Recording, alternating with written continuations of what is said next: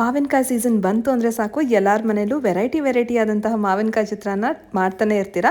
ಇವತ್ತು ನಮ್ಮ ಮನೆಯಲ್ಲಿ ಮಾವಿನಕಾಯಿ ಚಿತ್ರಾನ್ನ ನಾವು ಹೇಗೆ ಮಾಡ್ತೀವಿ ಅಂತ ತೋರಿಸ್ತೀನಿ ಬನ್ನಿ.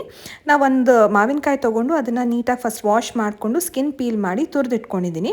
ಇಲ್ಲಿ ಗೊಜ್ಜು ಮಾಡ್ಕೊಳ್ಳೋದಕ್ಕೆ 1 ಸ್ಪೂನಷ್ಟು ಸಾಸಿವೆ ಕಾಳನ್ನು ಡ್ರೈ ರೋಸ್ಟ್ ಮಾಡ್ಕೊಂಡಿದ್ದೀನಿ. ಹಾಗೆ ಒಂದು ಅರ್ಧ ಚಮಚದಷ್ಟು ಮೆಂತ್ಯ ಕಾಳನ್ನ ಡ್ರೈ ರೋಸ್ಟ್ ಮಾಡ್ಕೊಂಡು ಇಟ್ಕೊಂಡಿದ್ದೀನಿ. ಮೆಂತ್ಯ ಸ್ವಲ್ಪ ನೋಡ್ಬಿಟ್ಟು ಹಾಕ್ಕೊಳ್ಳಿ ಎಷ್ಟು ಬೇಕು, ಏಕೆಂದರೆ ಒಂಚೂರು ಜಾಸ್ತಿ ಆದರೂ ಕಹಿ ಆಗಿಬಿಡುತ್ತೆ ಗೊಜ್ಜು.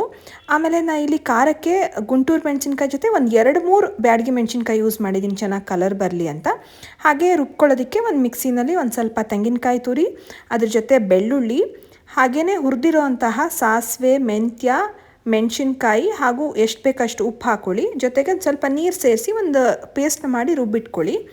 ಆಮೇಲೆ ಲಾಸ್ಟಲ್ಲಿ ನಾವು ತುರಿದಿಟ್ಕೊಂಡಿರೋ ಅಂಥ ಮಾವಿನಕಾಯಿ ತುರಿ ಹಾಕ್ಬಿಟ್ಟು ಒಂದೇ ಒಂದು ರೌಂಡ್ ಮಿಕ್ಸಿ ಮಾಡ್ಕೊಳ್ಳಿ.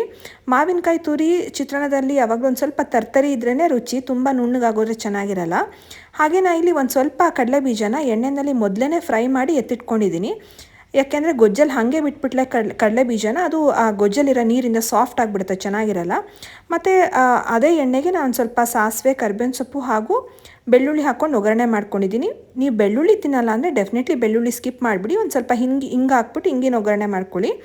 ಆಮೇಲೆ ಗೊಜ್ಜನ್ನ ಚೆನ್ನಾಗಿ ಕುದಿಸ್ಕೊಡಿ, ಯಾಕೆಂದರೆ ಇದನ್ನು ನಾವು ಒಂದು ಸ್ವಲ್ಪ ದಿವಸ ಫ್ರಿಜ್ಜಲ್ಲಿ ಸ್ಟೋರ್ ಮಾಡಿ ಇಟ್ಕೋಬೋದು. ನನ್ನ ಮಾವಿನಕಾಯಿ ಸ್ವಲ್ಪ ಹುಳಿ ಕಮ್ಮಿ ಇದ್ದಿರೋ ಕಾರಣ ನಾನು ಇನ್ನೊಂದು ಸ್ವಲ್ಪ ಮಾವಿನಕಾಯಿ ತುರಿ ಹಾಕ್ಬಿಟ್ಟು ಇಲ್ಲಿ ಕುದಿಸಿದ್ದೀನಿ. ನಿಮ್ಮ ಮಾವಿನಕಾಯಿ ಹುಳಿ ಇತ್ತು ಅಂದರೆ ಈ ಸ್ಟೆಪ್ನ ನೀವು ಸ್ಕಿಪ್ ಮಾಡ್ಬೋದು. ನಾನು ಅನ್ನನ ಮೊದಲೇ ಒಂದು ಸ್ವಲ್ಪ ಬೇಸಿನಲ್ಲಿ ಹಾಕಿಟ್ಕೊಂಡಿದ್ದೆ ಆರಲಿ ಅಂತ. ಆಮೇಲೆ ಮಾಡ್ಕೊಂಡಿರೋ ಗೊಜ್ಜನ್ನ ಕಲಿಸ್ಬಿಟ್ಟು ಇನ್ನೇನು ಸರ್ವ್ ಮಾಡ್ತಿದ್ದೀನಿ ಅನ್ನೋವಾಗ ನಾನು ಕಡಲೆ ಬೀಜನ ಮೇಲ್ಗಡೆಯಿಂದ ಉದುರಿಸ್ಬಿಟ್ಟು ಆಮೇಲೆ ಮಿಕ್ಸ್ ಮಾಡಿ ಸರ್ವ್ ಮಾಡಿದ್ದೀನಿ. ಯಾಕೆಂದರೆ ಚಿತ್ರಾನ್ನದಲ್ಲಿ ಕಡಲೆ ಬೀಜ ಕ್ರಂಚಿಯಾಗಿದ್ರೇ ಚೆಂದ.